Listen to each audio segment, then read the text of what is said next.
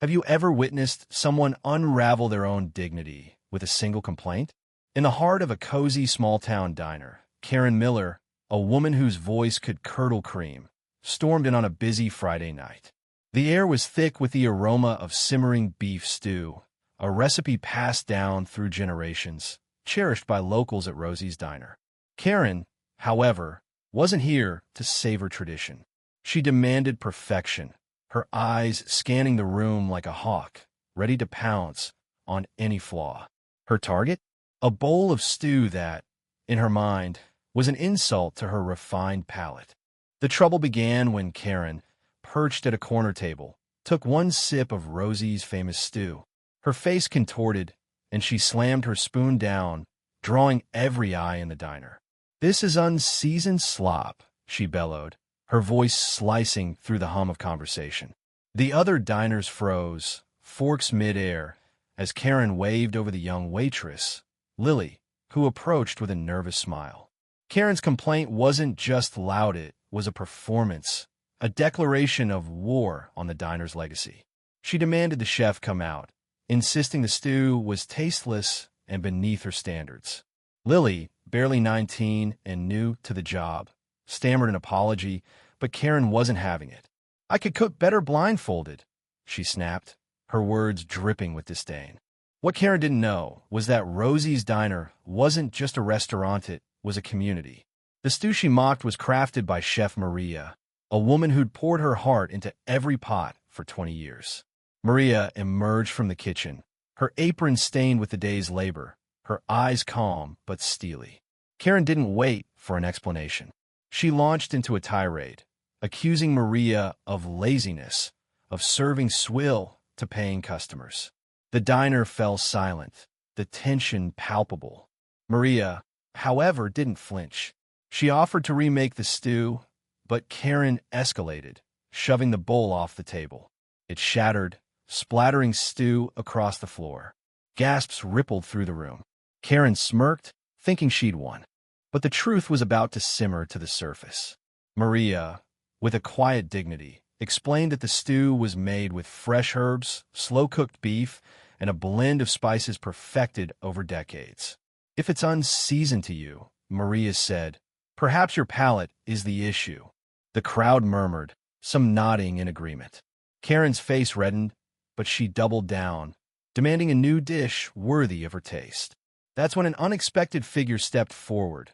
Old Man Jenkins, a regular who'd been quietly sipping coffee at the counter. Jenkins, a retired chef with a reputation for brutal honesty, had overheard everything.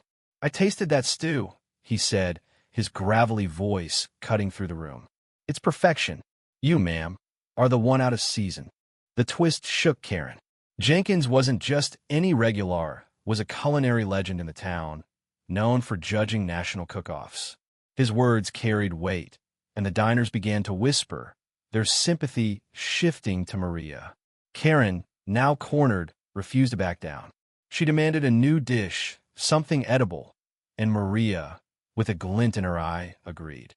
The kitchen doors swung shut, and the diners waited, the air crackling with anticipation. What came next would be a reckoning no one expected. Maria returned, not with a steaming bowl of stew, but with a tray bearing a single bowl of boiled water, a handful of plain beans floating limply in it. She set it before Karen with a serene smile. "This is unseasoned, as you prefer," Maria said, her voice laced with quiet defiance. The diner erupted in stifled laughter. Karen's jaw dropped, her eyes darting from the bowl to the crowd. She'd been served a literal interpretation of her complaint, a dish stripped of flavor, effort, or care. It was a masterstroke, a mirror held up to her arrogance. The diners watched, some smirking, others shaking their heads, as Karen realized she'd been outplayed. But Karen wasn't done. Fueled by humiliation, she stood, knocking over her chair, and stormed into the kitchen, demanding to fix the situation herself. The diners followed, crowding the doorway as Karen grabbed a ladle and began tossing random spices into a pot, shouting about how she'd show them real cooking. Pans clattered, jars spilled, and a cloud of paprika filled the air. Maria stood back, arms crossed, letting Karen's chaos unfold.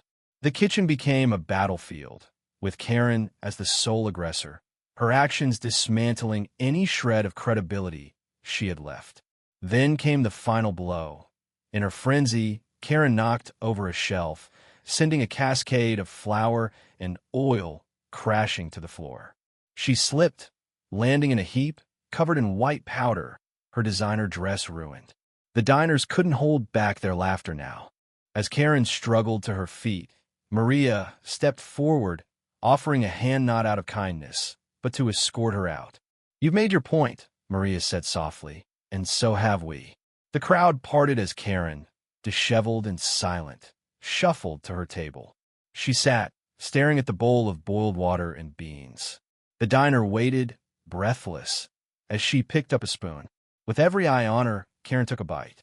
Her face twisted, but she swallowed, the bitterness of her own making sinking in. She ate in silence, each spoonful a public surrender. The diners returned to their meals, the hum of conversation resuming, but the air was different now, lighter, as if justice had been served alongside the stew.